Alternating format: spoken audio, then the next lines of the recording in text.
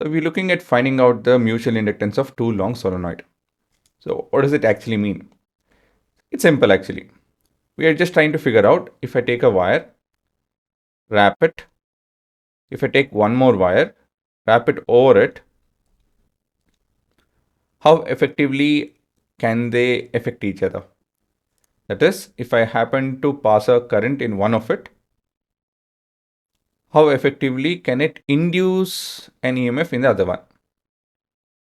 So basically, we're looking at the idea of efficiency over here. So we are considering two solenoid in this manner. So they are coaxial, that is, they have the same centers, the line that passes through their middle basically. The length is same, both have the same length.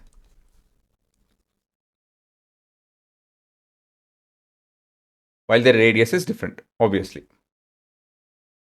Now, we are considering two different cases. Case wherein we pass the current in solenoid 2 and then we pass the current in solenoid 1 basically. Okay, so let's look at this.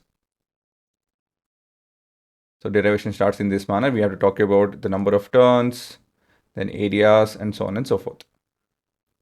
Now, let's look at the case wherein we have solenoid 2 is the primary source. That's primary. Primary means source, by the way. I just wrote it for your understanding. Primary means the source wherein we have the current flowing in. And the other one will become secondary. Okay. Now, when a time varying current I2 flows through S2, it produces a magnetic field B2. And the B2 is given by mu naught N2 I2. Right? So it's all about linkage. So this is the magnetic field produced. And how does it get linked? Well, it will get linked in this manner. The magnetic flux phi1 through each turn S1 due to the magnetic field B2. So B2's effect is seen as phi1. So it depends on B2 and the area of the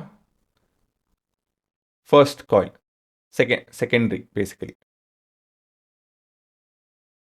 right? And when I substitute it, I'll get mu naught N2 I2, right? A1. So this is one turn. What if I have more, say n number of turns. So in this case, it's n1 mu naught n1 n2 I2 A1.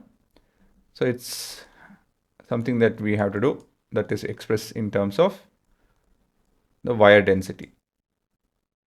So this will be divided by L, right? Because N1 is capital N1 is small n1 by L. Next, finally, the mutual inductance is defined as M, say 1 to pi 1 by I1. Sorry, in this case, I2. The cause is I2, right? So basically, this is output by input. Okay, this is always the case. So whenever you're talking about any efficiency, it's always output by input. Output is phi1, input is I2. So when I rearrange this particular expression, it's quite simple.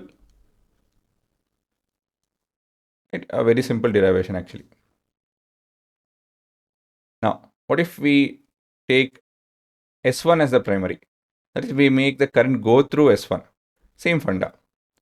So we have B1 is the magnetic field produced within that. So this will be N1, A1, not A1, sorry, I1, right? Next, what is the flux linked with it? This is where some of you might get confused. Flux linked with second coil will be equal to, yes, B1 into A1 itself, not A2.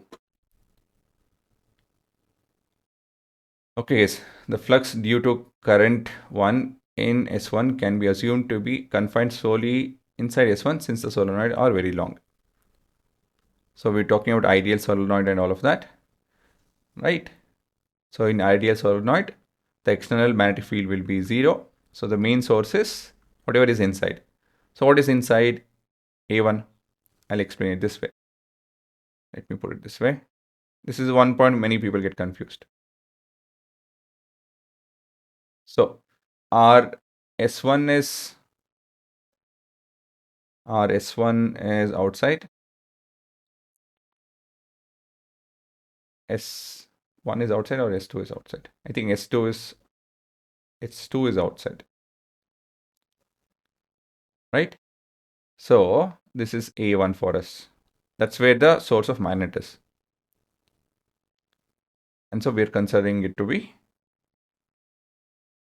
B1 into A1. Okay. Another way of putting it is in this way. See, whatever the flux is passes through B1 A1, same thing is through S2 also.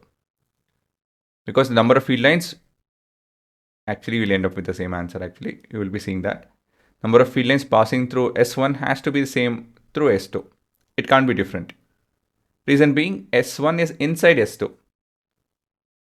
Does it make sense? If I hold, say, a light source inside my hand or wrap it around a cloth, what is the number of field line light that is passing through my hand or the field line? Imagine that the light is passing through my hand also. Obviously, whatever light passes through the inner one has to pass through the outer one because the source is inside.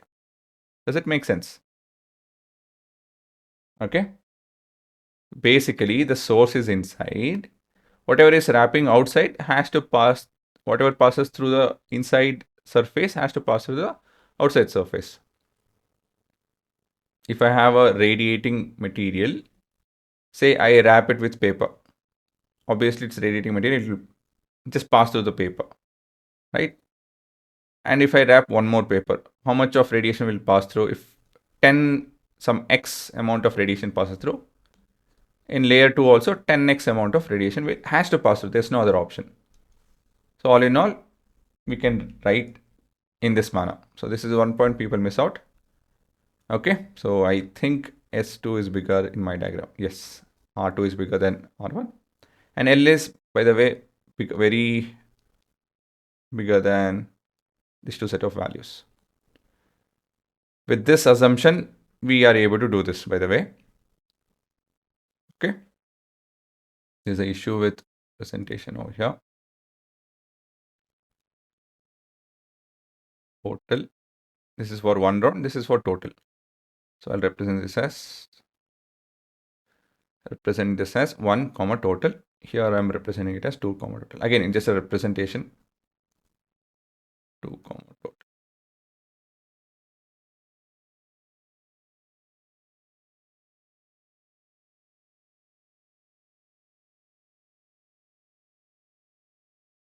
So this is equal to N2, right?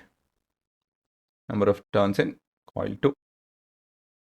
So this is nothing but mu naught N1 I1 N2 by L A1. Agree, guys?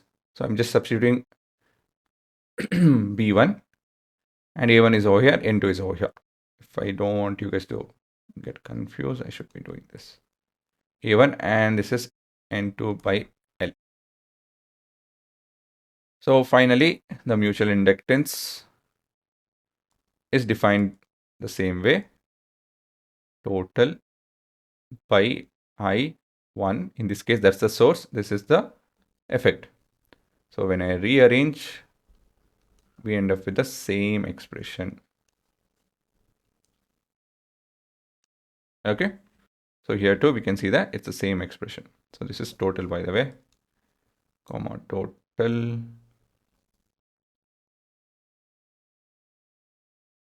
Right, guys. So this is the behavior. It basically depends on both the coils. Which you're making as primary, which you're making as secondary will not matter.